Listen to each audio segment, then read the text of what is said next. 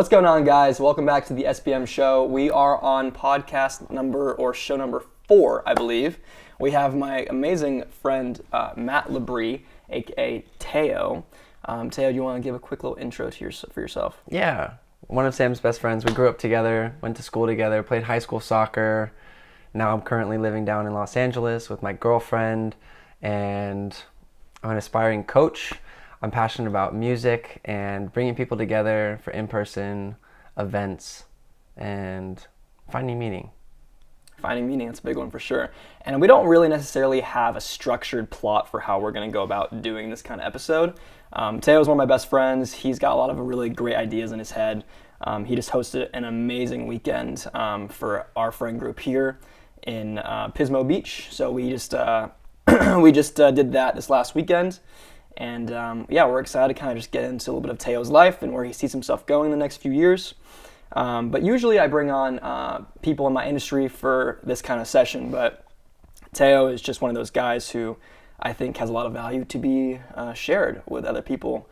And I wanted to see where this conversation is going to go. So thanks for coming on, man. Excited to be here. Appreciate it. Yeah, Thank you. we miss you, dude. We miss you. We want you up here more often. So I almost came and lived with the boys during the pandemic and moved in. So I always, every chance I get to come up and see my parents and family up in Northern California, stop by. And there's a reason for it. It's super fulfilling. And, you know, we've been doing this since pandemic hit. You came back home from Asia, and it's been I keep coming back for a reason. There's a lot to experience. There's a lot of pull here for sure, and like being together. We keep trying to pull you up here as well, man. And I know you are off doing your own thing now with Bella in LA, and that's amazing.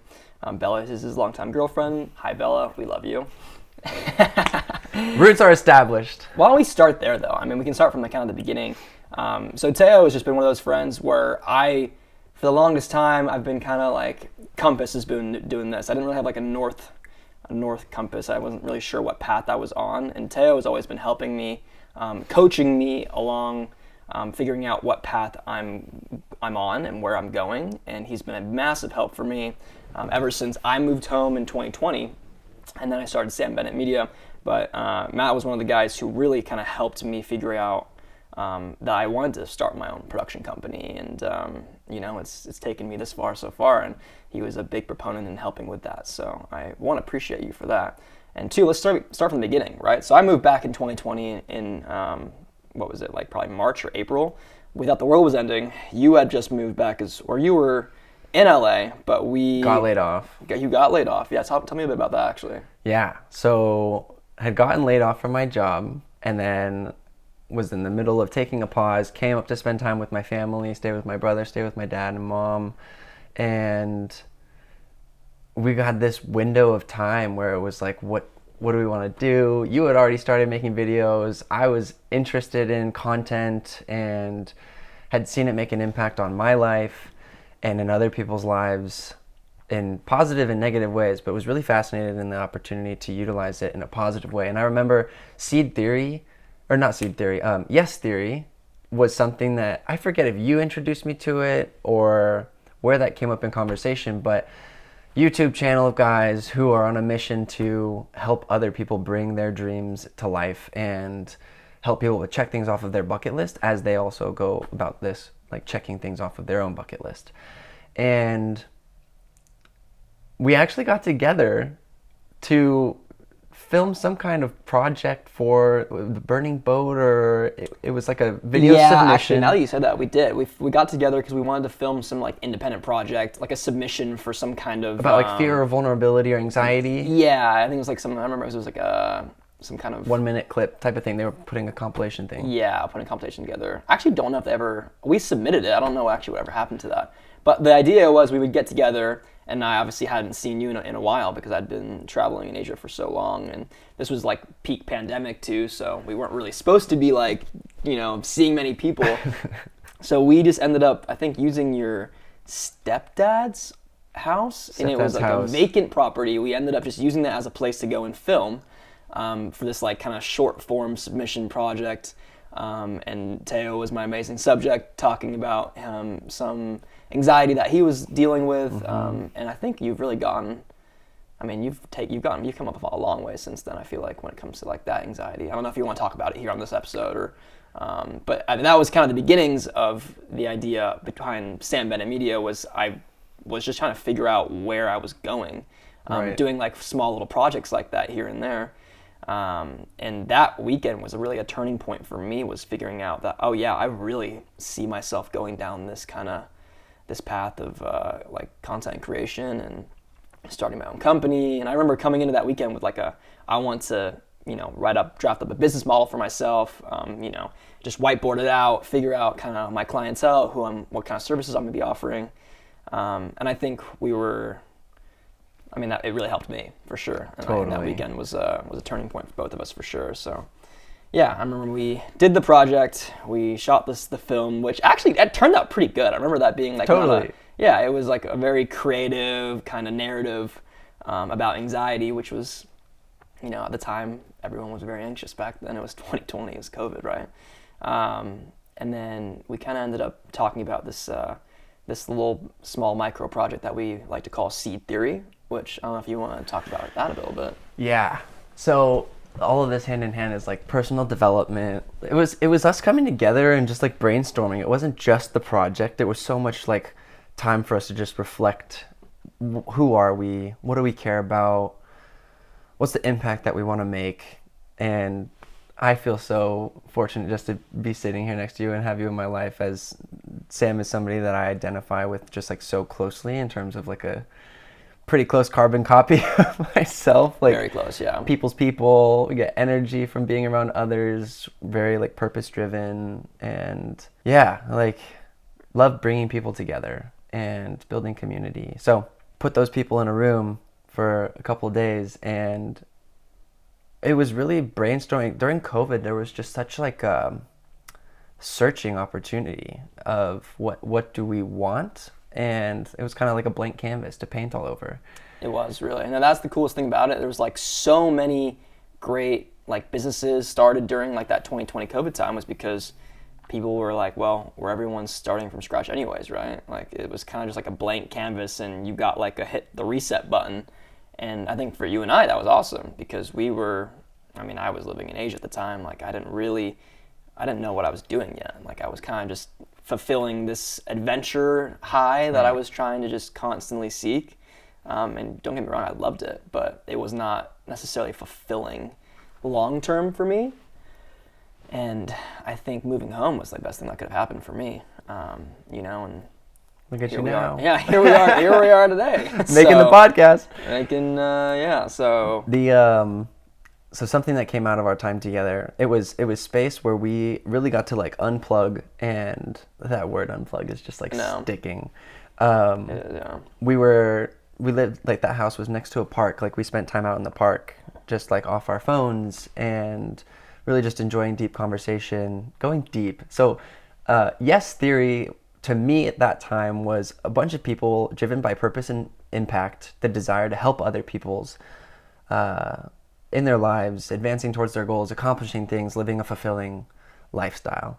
And something that has been a part of my DNA, and I know yours as well, is finding opportunities to be able to do that ourselves. And that's like helping friends when necessary, when we can, finding opportunities to just like give.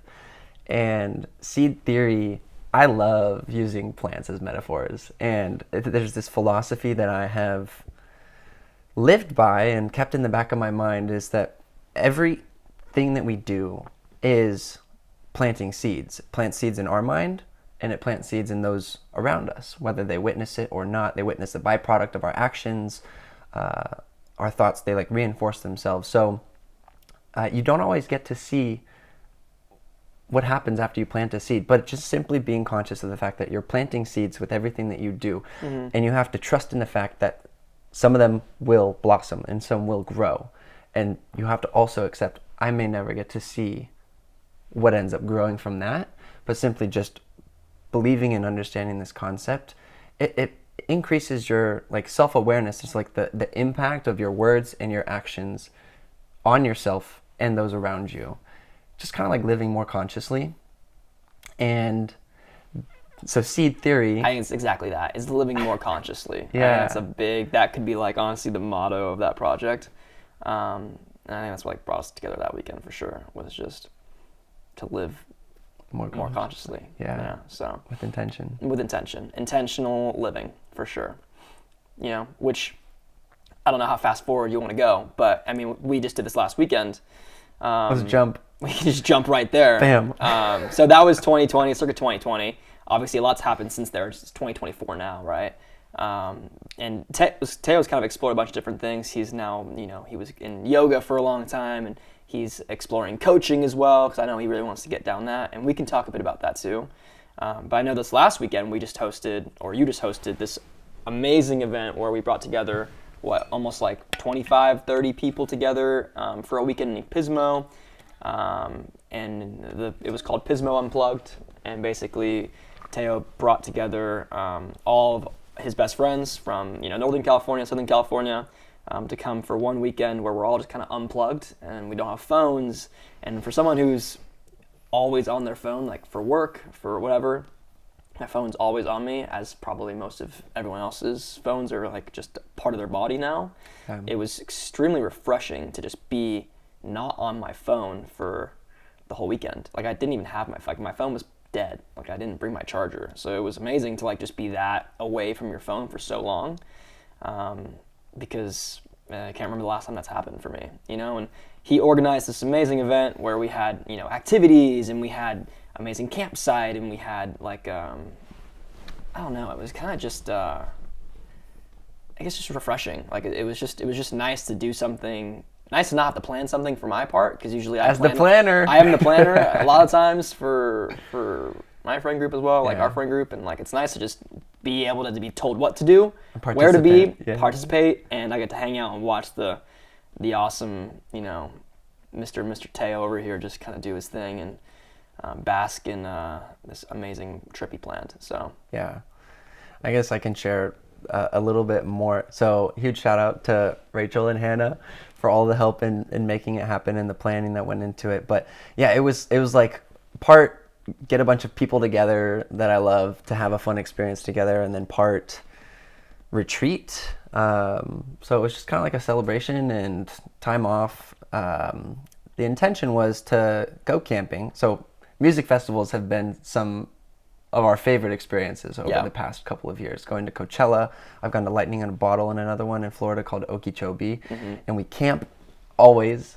That's an intentional decision. There's a lot of things like people do Airbnb, but like there's the uniting effect of camping and surviving and being in the dirt and just accepting the elements as they are and just like roughing it with a group of friends and like taking sun showers at 2 a.m. after you've come back and you're covered in dirt or whatever. It's just like all of the little moments that happen when you sleep in like close quarters and go to bed and wake up in this communal like camping experience. And so that and like music and dancing has been a huge part of me and my enjoyment and pleasure and things that have just been so fulfilling and exciting. I know for you too, that's something that we get to share. So with the camping, it was a desire to be able to apply that to this friend experience. So I bought some silent disco headphones, and that was amazing. So much fun. In order to create that kind of like dancing festival experience, I had done those at Coachella, I think was maybe my first time, and giant silent disco with a bunch of people, and it was so cool to see like people on different channels vibing and dancing.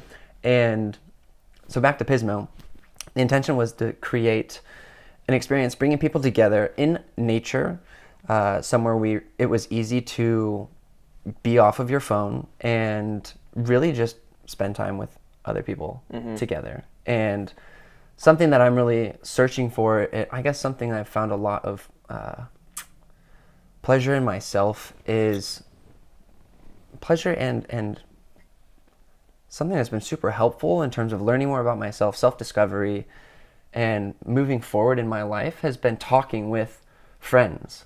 Obviously it's doing the reflecting, but then sometimes when it's not as easy to do the reflecting on your own, it comes out through conversations that Speaking you it have. into existence, 100%. Like, Yes. like we didn't really know the structure of this conversation, right? Like, we kind of just like, let's just do it and roll Exactly. with it. Or like your chat with Haley on the beach, you know? It's like, Yes. having those like intellectual conversations about like intentional, right? Deep. Going inward. What was our motto? It's living consciously. Living consciously, yeah. I think that's huge, right? It's just figuring out, having those like important conversations to understand like, okay, this is why we're doing this. This is where we're going. Yeah. It's about creating a space where people can come together and have meaningful conversations and have space to reflect on who they are, what they're doing, what do they want to do, and be with other people that share that type of interest and passion and like figuring life out and exploring themselves and their purpose and the impact that they want to have in the world. It was very much a retreat. Like that's what it was, and that's what we kind of knew going into it, was going to be like, we're going to be unplugged. We're going to kind of be on a retreat for the weekend, and we're going to, you know, discover a little bit about, I think, ourselves. And for me, it was like I discovered a lot about myself. I realized that I've been working very hard and I need to take a little bit of a break from my phone, because I think my relationship with my phone is a bit toxic, honestly. And that's like, I think getting out of that weekend, I realized that, and I've been very conscious, that word's coming up a lot, conscious about not using my phone when I don't need to, which we're in the social media age right now where it's like you're just doom scroll, consume. You know, it's funny because we're making content right now, right? Yeah. But it's like we want to put content out that's not doom scroll content. It's meaningful content, right? That's the difference. Is story is king, and I think putting out meaningful, impactful, inspirational content is kind of what I want to do. That's the kind of the content that I'm helping with my clients. That's what the content that I'm in is that, and there's also the complete opposite side of it where it's like mindless, numbing, just entertainment, consuming. You know, just that's the kind of content that I want to stay away from, right? And that's the stuff that like it's the addicting stuff. It's the hard part. So. Yeah, which has its place, but yeah, it's the overconsumption. Boundaries. So basically, we're talking about this weekend, like why. So I guess ultimately, why did you put it on, and where do you see yourself going with these kind of trips? Yeah. Why? A big part of why was experimenting, and as I'm continuing to try and iterate and figure out what it is that I want to do and how I want to spend my time, I am landing around pieces and paying attention to the things that are like bringing me energy, that I'm enjoying, that I know that other people enjoy. So it was bring people together in person, in nature, off technology, dancing and music, and getting outside your comfort zone. Like everybody got to do a cold plunge and went into the ocean, and so many people were like not into it at first, or like weren't down, didn't expect that they actually would. Everyone did it. It was like I think like literally everyone did it, besides maybe like one or two people, but like everyone did it basically, right? Yeah. And that was a highlight of the weekend for sure, was just doing that, and that was also a great way to. A lot of us didn't know each other. I mean, yes, there were a few like quote unquote strangers, but what is it? Yes theory. A stranger is just a friend you haven't met yet. Yeah. So you know, as that's the origin story, right? And it's that was the epitome of this weekend, was a stranger is just a friend you haven't met yet. And I think a lot of people really connected this past weekend. And I could easily see you growing this to, you know, 50 people, you know, next year or whatever, right? And we have multiple campsites and multiple different, you know, like friend groups that come in. Like I already had a few people reach out to me and saying like, hey, like let's, like Eric Edding reached out to me. I know that for sure. Oh, really? I have a text from him, yeah. Sweet. I think it's something that a lot of people are really thirsty for, is like meaningful. Let's go there. Meaningful connection with great people, like-minded people, and I think that can be hard to find in this like consumeristic like day and age where you're just mindlessly consuming this like, you know, numbing entertainment. It's so easy to just like stay at home for the weekend. Like we faced adversity this last weekend. We faced rain, cold weather, mosquitoes. Like I didn't pack properly. Like there was so much. But we made I it didn't through. have shoes for the week. I But you learn. That's the roughing it. That's the roughing it. That's what brings you together and makes it memorable. Yeah, it's like almost like trauma bonding, right? It is, to a degree. To a degree. It wasn't that bad. Like yeah. But it was fantastic in that sense, and let's go there. As you said, let's go there. Yeah, it's like why? Why is this relevant now? Let's go there. Yeah, let's go there. So the why now. I think obviously we live in an age where technology is becoming more and more integrated into our lives, between our phones, social media, wearable technology, everything. Ready Player One, that movie comes to mind as like a very close, not so distant version of the future. And the pandemic really accelerated this virtual life that we live, working from home, working remote, people being not in an office anymore, especially for people that are in the workforce, but also went into schools too. But I guess for us, for me, in our experience, it was, we're getting so detached from ourselves and also each other. And, kids these days spend hours upon hours just scrolling through their phones. They don't, or they're hanging out, but they're on their phones. It's just not the same as it used to be. So meaningful connections, just it's lacking. It's Yeah. very much lacking. Yeah, there's this hunger and a desire within me, and I believe a lot of people, and this is something I've talked about with a number of friends, we've talked about it a lot, is to be able to like scratch that itch that people are having, is like something feels wrong. Well, some people don't know what's causing it, but for us that are kind of self-aware and like have dabbled with getting in person and like create space and time and have friend groups to be able to do these types of things with, that pull them out of their routine, it is really eye-opening to be like, wow, this absolutely recharged my social battery. Or like maybe you come home exhausted, but like, wow, that was so much fun while you were there. Yeah. To create more experiences like that for people, where they are building new in-person connections or strengthening in-person relationships, that's a big part of it. What do you think in terms of like the timing and like why this is relevant now? Oh man, I think it's completely relevant. I think like I said, we could have so easily just been like, oh, it's raining, we're not going to go, right? Like, let's just sit at home and watch movies all weekend. And I even wasn't feeling like my health I wasn't feeling that good. Like, I had a really long week at work. I think I was kind of feeling like a little bit under the weather going into the weekend. But there was no way I was ever going to miss that, right? And like, I knew the benefit of going and like, having this meaningful, making these meaningful connections with people I haven't seen in a while, with new friends, old friends. And I think, like I said, in today's day and age nowadays, like that connection is kind of rare. Like it can be. It's so easy to just get caught up in your day-to-day grind of, we're all busy people. We all lead, individual, crazy, dramatic lives, and it's hard to get away sometimes and just do things that are like nourishing for the soul, I would say.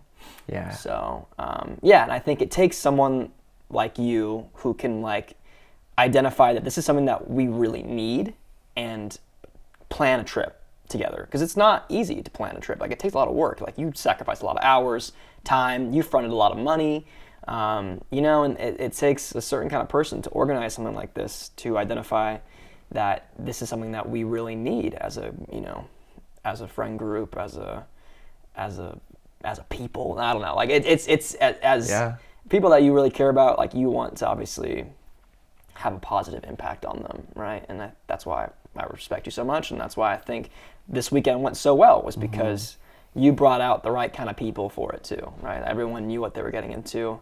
They knew what they were signing up for. Yeah. It rained, it poured, it was cold, there was mosquitoes.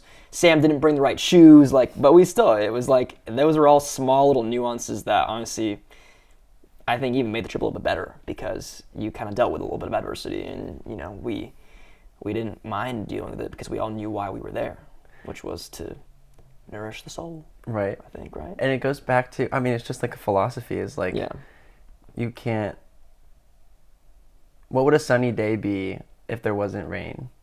You don't appreciate the highs if there aren't lows. Or even like, why does rain need to be a low? It's like, it's all your perspective on it. It's like, we could be out dancing and playing in the rain and just getting soaked.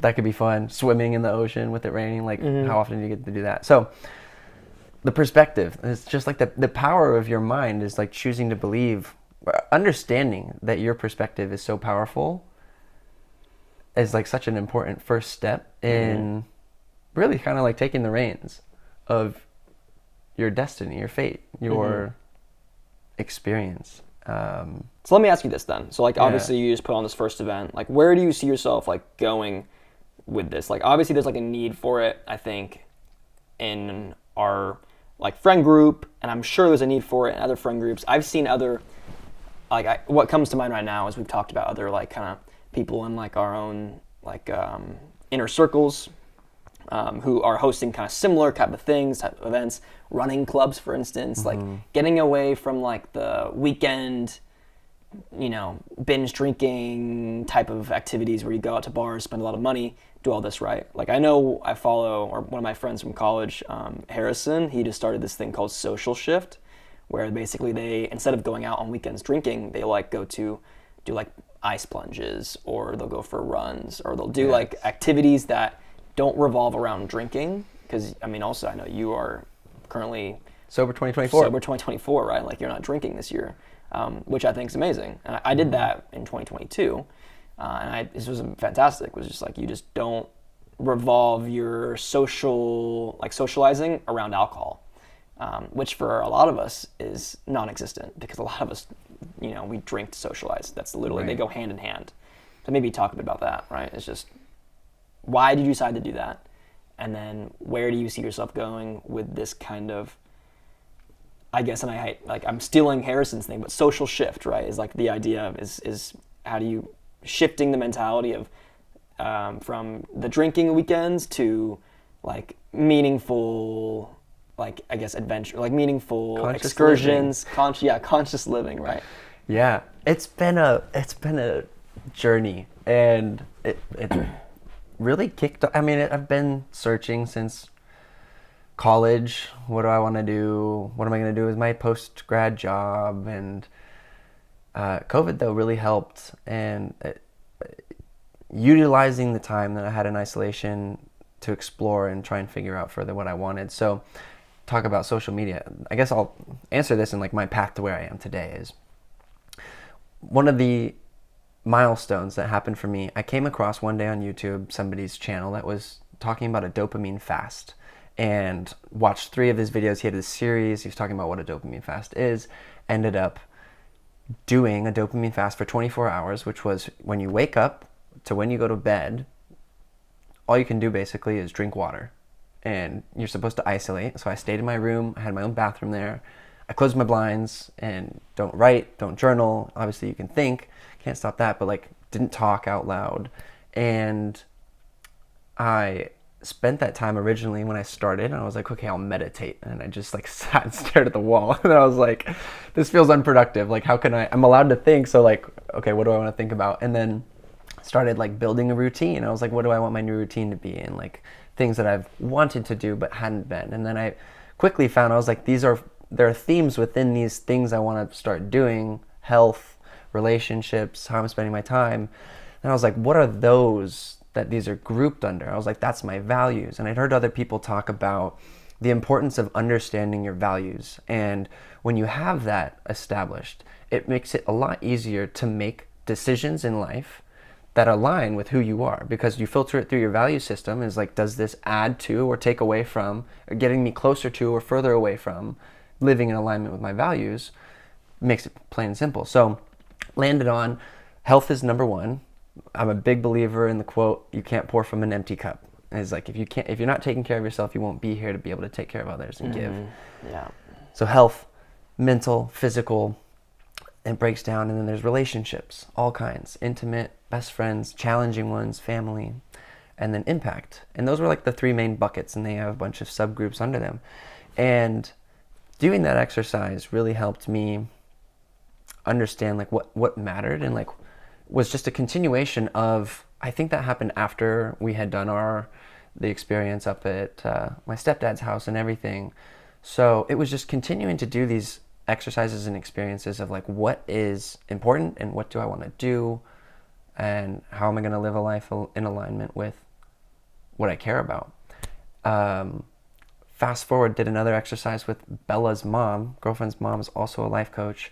A 5-year plan exercise where you map out each year for the next 5 years. And that is an exercise where you do one, and then in the second life, you can't do the same thing. So like you're in the same relationships, you have the same people in your life, but like what I imagine I was doing for a career is like your job ends tomorrow. Like what are you going to do? That exercise helped me establish the clarity of what I did and did not want. Is like I want to, what I landed on is like be somebody coaching, helping people live a life. It was basically doing what I was doing for myself. Is like I'm on a pursuit of trying to figure out how to live my best life and be fulfilled at the end of the day. It's like I've read multiple books like The Subtle Art of Not Giving a Fuck. You go to the end of your life and you start imagining death first. Is like when I'm on my deathbed, hopefully I get to live to when I'm like 80, 90, whatever years old. Legacy. What am I going to be caring about at that point? And think from that point of view is like it helps you filter out the noise of today, of the things that pull your attention, of society, and wherever you are in your life, there's the shoulds that make you think that you need to do certain things. But really, I guess like death has been something that like getting closer and really accepting that I'm going to die has like helped me been like, okay, I have nothing to fear. Like I haven't really talked about like my anxiety, and that's been a huge part of all of this. So I'm trying to bring this around. So there was the life exercise. You're talking about coaching, honestly. This is leading into coaching because you're trying to figure out for yourself, like, you know, these exercises that you've been doing, like the dopamine fast with Bella's mom, all these things, right? Like you've been trying to figure out like your path, like where you're going with this. I think that you want to help other people achieve this as well because it's so important, right? And I think thinking about it in that mindset of, you know, I'm gonna die, but like, how am I gonna live fully before that? Right. And that question is super important to ask. Honestly, I think on the daily. We get so caught up in the daily grind, like which is why the unplugged weekend is so huge and so important because it shakes you out of that. Like it gets you out of that routine, which is super, super important. Like, you know, it brings about so many great things, I think, that are fulfilling in life. Like, for instance, our weekend, right? That's where a lot of it started for me, was like, you know, a weekend where it shakes you a little bit. Yeah. And then you have all these amazing results that come, you know, to fruition because of it, right? So we'll see what happens after this unplugged weekend, like, you know, what you decide to do. I know for myself, I got a lot of big ideas. I just scripted a whole film yesterday, you know? It was a little spark for you? A big spark for me, right? And it's like those little sparks like really go a long way in a lot of people's lives. And I think that's ultimately why you're doing this as well, right? So yeah. To land it full circle, I guess it was like exercise with Bella's mom gave me a lot of clarity. It's like, this is what I want to work towards. Okay, that gave me the confidence. Then at Coachella, had conversations. Is like, okay, what's the next step? Sign up for a coaching program. Did that. Now I'm in the middle of that. Have coaching clients. It's a part of the process, and now I'm doing it. And so, the unplugged is kind of like this next additional chapter. It's like an additional layer to it of the bringing people together in more of a group setting. So it's not just like the one-to-one. And I'd say what that really solidified for me coming out of this, and that was the conversation with Haley on the beach, was I finally had something to like show for. All of the work I've been doing was so internal, and building meaningful relationships and having friends in all these different areas, like being able to actually create an event that was an experience that is like I could feel. And maybe it's not like a painting that I'm walking away with, but the memories and like the verbal feedback and like everybody's the look on everyone's face during the silent disco. So finally having it's tangible for sure. It is. It's not like it's tangible. Like yeah, you can physically see the impact. Yeah, know?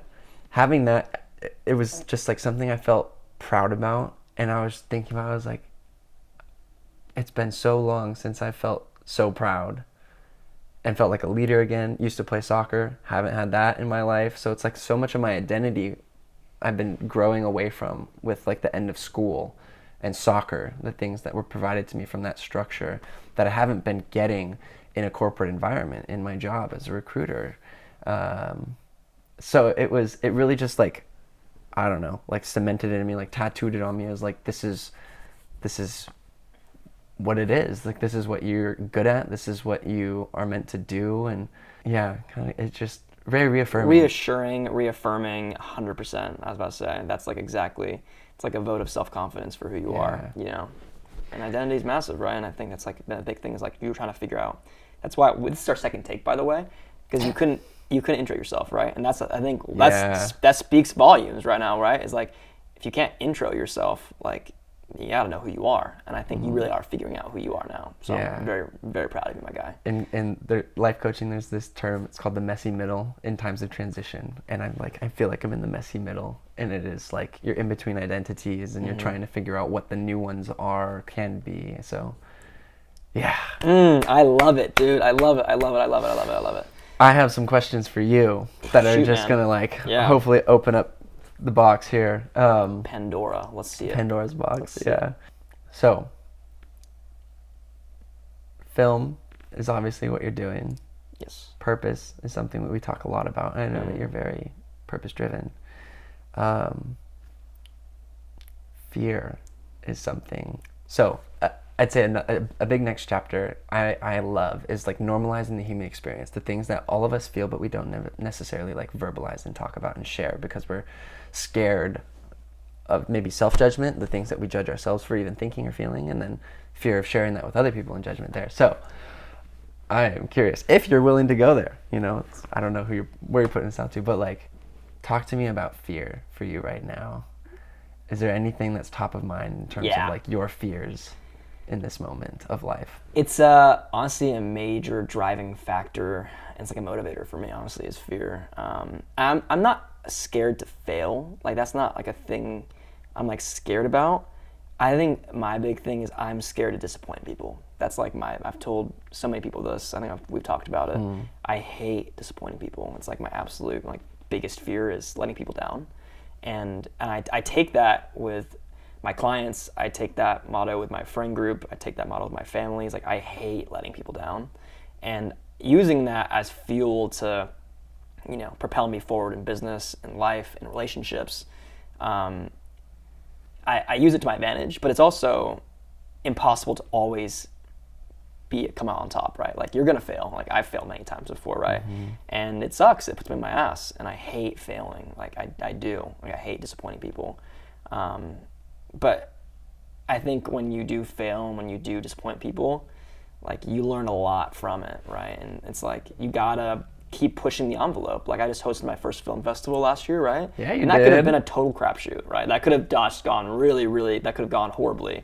But it was the fear of disappointing people that honestly made it the event that it was. And it was like better than I ever could have imagined it to. And the feedback I got from it, you know, was amazing, right? So I was so stoked to be able to put on something that people loved, and it's like that kind of, I don't know, being the person to put that on an event like that, it's impactful to me, you know, and I think it's something that I was meant to do as well, and I think that similar to how you're putting on this Unplugged weekend, I know where my strengths lie, and that event went well. I literally am doing another one this year. Hopefully it's gonna be like an annual event. So buy your tickets. I actually just toured a venue for it today or yesterday. So that will be coming out pretty soon. All the information for that. But yeah, fear is a big driving factor for sure. And to come full circle, I definitely think that the fear of disappointing people, for sure, you know, I use it to my advantage, but I think you got to be careful with it as well, because, you know, I'm sure, as you know, it's impossible to always be perfect. You can't. And perfection is impossible. And you can weigh on it, please, because you brought up a couple of great things. I loved your take on it, of fear being something that created the great event that you ended up hosting, and it just like there's something I want to explore there. So like using fear as a guide and a compass, and like using it to your advantage rather than letting it be something that paralyzes you. Exactly. Yeah. Failure, separate of fear. What is failure?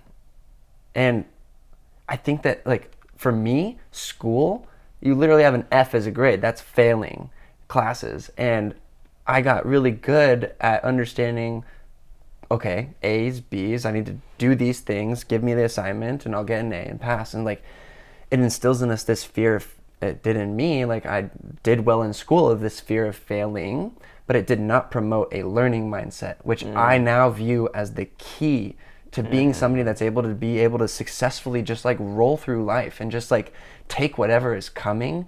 It's all a perspective. It's like, if you believe that you can fail, then you'll get stuck. But if you feel like you can't fail, all you can do is just learn through an experience and then apply that towards future experiences. Like, there's nothing that can stop you. There's no incentive inside of you to say, don't continue. It's all just the view of, like, what failure is. So yours, you ended up replacing it. You said disappointing people. So, which to me is failure. Yeah. Which yeah, is, like, you know, yeah. to be fair. But, like, if that's the bar for failure for you, it's like, okay, well, it's nothing internal as to, like, I cannot. Like, I didn't hear there's nothing inside of you that you cannot do. No. That's fully within your control. Yeah, I use it as a driving factor to be better and do better and, you know, crush whatever I'm working and focusing on, right? So I do think there's a balance between making it, like, you don't want to, like, make that the anchor to your life. Like, I don't think using fear as, like, your number one motivator in life is a good thing. But I do think it's present in my life, and you asked it, like, what do I fear? And that's that, so. Disappointing people. Yeah. You mentioned confidence as, like, you're a confident guy, you know your strengths. Overconfident. Way too overconfident. Just ask any of anyone. Britt. Just ask any of anyone in my relationship. Anyone in my relationship. In your circle.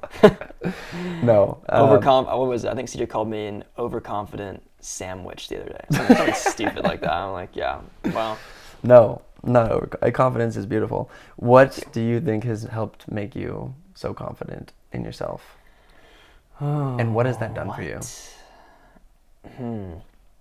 I think, honestly, I've had pretty good confidence. Just look at him. I think, well, no. He's a good-looking guy. No, I think it's going to come down to traveling. I would say a lot of it. A lot of the confidence comes from, like, my first few solo trips when I was, like, 19, 20. That was what really pushed me into this kind of, like, oh, I can be anything, do anything. Was, like, when I went to South America for the first time when I was 19. That was, like, a big one for me. It was like, okay, if I can, survive on my own for, 3-4 months, just, backpacking from country to country while I'm not even 20 yet, I'm sure I could accomplish a lot if I put my mind to it. So I think that was a big confidence driver. Was, like, when people back home were never even leaving their hometown, and I was kind of, like, circumnavigating the world a little bit on my own out of a backpack. That was, like, a big confidence booster in my eyes, was that I could really just do anything I put my mind to, and I think that was a big one for me when I started my business. Was like, you get into this self-doubt, imposter syndrome type of thing with a lot of people. Most businesses don't ever actually get off the ground, and I think we've had a lot of conversations about this because you just think, and then you never do.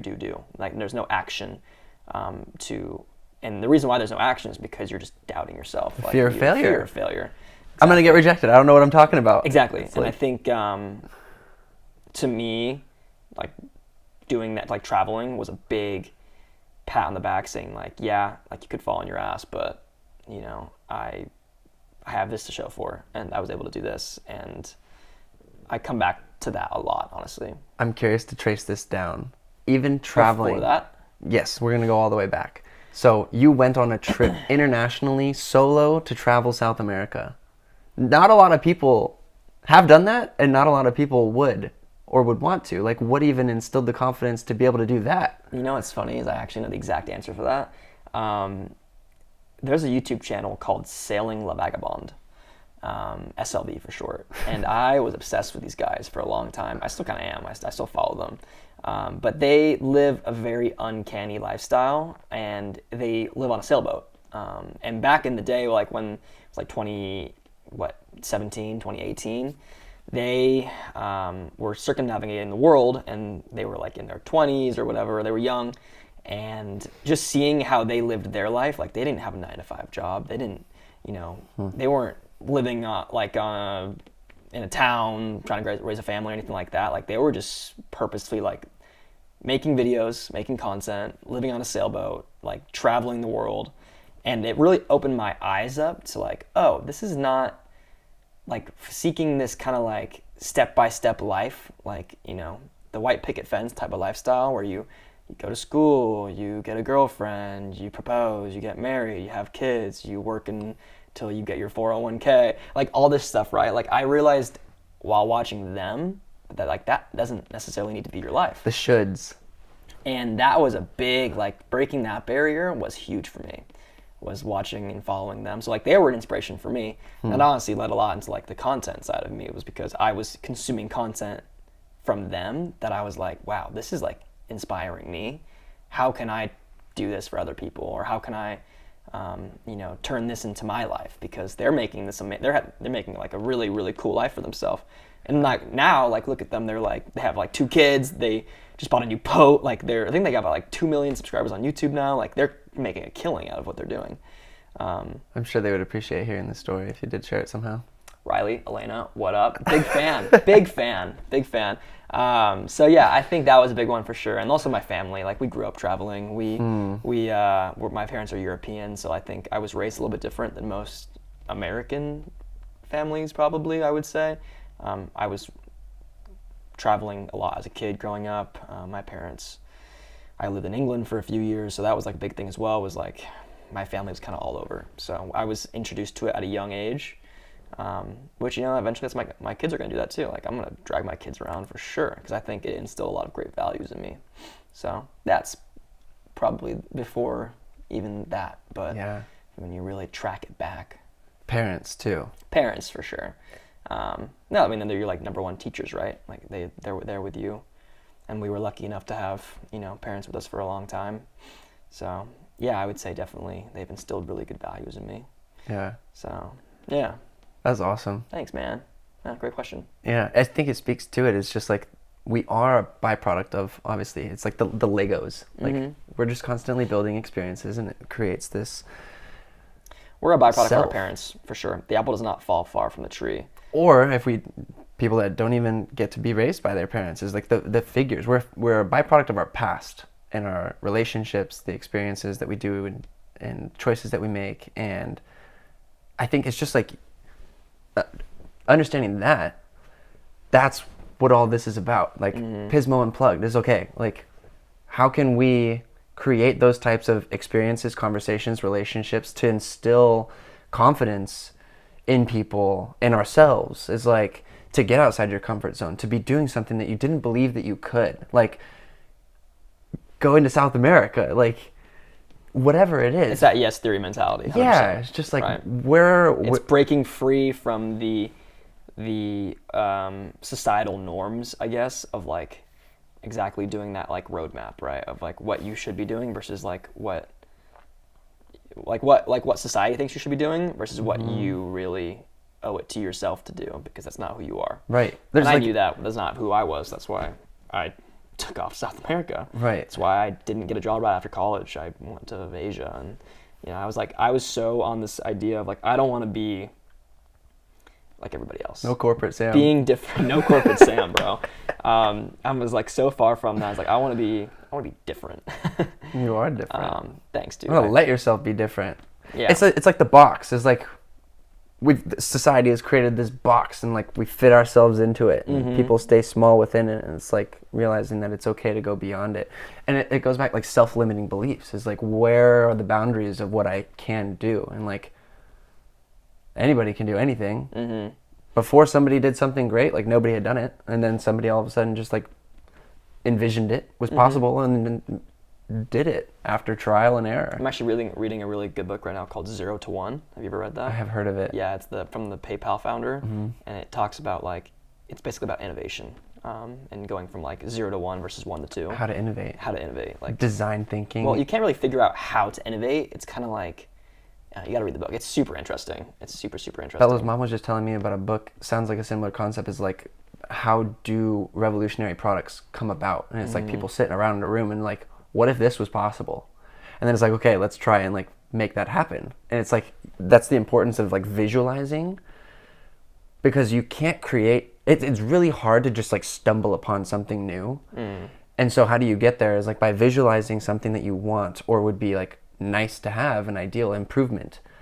And then, okay, once you've imagined it, okay, how do we get there? And it takes imagining that. So it's just like the importance of like creating time and space to think about and reflect. Referencing back to like the life you want to live, you have to create the space to think about that in the first place. And that, I guess, like ties into like the unplugged and it ties into all of it, because I mean, if you're constantly consuming and numbing content, like you're not giving yourself time to, you know, sit and script a film or plan an amazing trip, or you know, you're wasting all your time doing meaningless things versus, you know, actively pursuing a meaningful life. So that you mentioned that the boat creators, their content inspired you. Oh, Sailing SLV? Yeah. And I think that that's like in a world where most everybody is consuming content, how to do that well or like properly in a way where it's like effective rather than non-effective, and like non-addictive tendencies, or where it's productive. So what advice would you have for people in terms of like, how does somebody consume content in a productive way where it can inspire them and be a force for good in their life rather than a time suck that they were like getting eaten alive by? Honestly, I think my number one like piece of advice right there would be to just read. Honestly, read good books like The Subtle Art, How to Win Friends and Influence People, 0 to 1. There's so many books that have inspired me, like, and that's like, books are content too, right? Like that's like a very, very like healthy form of content. And I would say like every time I get in this like creative stint, or I get in a space where I feel like I'm just like mindlessly consuming, I try to read like a really good audiobook, a podcast, like a self-development book, because it completely like shakes me. Like it shakes me like the Unplugged weekend. It shakes me like, like the Seed Theory weekend, right? It is able to put me on a new path again. Like it reminds me of like, oh, I want to be living consciously, not, consuming. Living passively. Actively. Right. Yeah. So I would say reading really good books has helped me a lot, because that's just like, it's just inspiring content that I'm just consuming, which is, a lot of those books honestly helped bring me to where I am now too. Like, with my business, with my relationships. I've read The Subtle Art of Not Giving a Fuck like 5 times now. It's a powerful one. It's a powerful book, man. I love that book. So I could literally quote parts of it. Like it's so good. It's like, to me, it's like my Bible, honestly. Like a lot of those books, I literally go back to it and I refer to it a lot, because I think it's exactly the life I want to live, and if I ever veer off the path I'm on, I go back and I read a book, or I go unplugged for a weekend with you, or something like that, right? So I think that's that's what I would say is my biggest piece of advice. I love that. Yeah. I would agree. I was just doing this exercise. I've been working with a coach, and one of the things after a recent session was just like reflecting on the Unplugged weekend is like, what is it that I'm doing and why am I doing it? Who am I? What's really shaped me into this person that I am right now in here?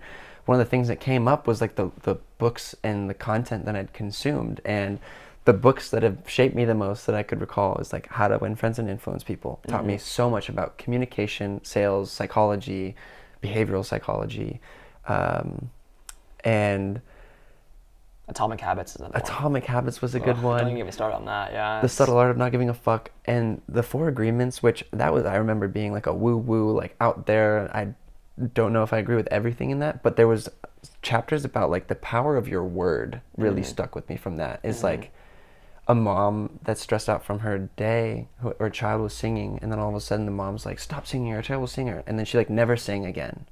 That stuck with her for the rest of her life. It's like you can use that as a force for good in the opposite way. So it's like doing random acts of kindness for strangers. Like somebody walks positive by reinforcement. and just like gifting out compliments. And that's seed theory is like, I don't know how this is going to manifest, but I'm just going to like use the fact that I know that I've got all these seeds that I can just toss out into this world and utilize that. And hopefully it benefits other people, even if I never get to reap any bit of that benefit at all. Just like putting out good energy in the world. 100%. Yeah. That's exactly the motto behind it. So plant seeds. So man, I think we're gonna wrap it there. I think that's honestly, we got a lot of great stuff out of that. That was awesome, dude. Cool. We're gonna wrap up this episode, but thank you so much, Teo, for coming on. I know this was like not much structure, but I think we really touched on a lot of awesome topics. And yeah, excited to have you back on eventually, dude, and excited to see where this next kind of journey takes you. I think you're really on the right path now, so I'm excited to see what you do with it. So thank you so much. Appreciate it. Brother. Love you, man. Love you too.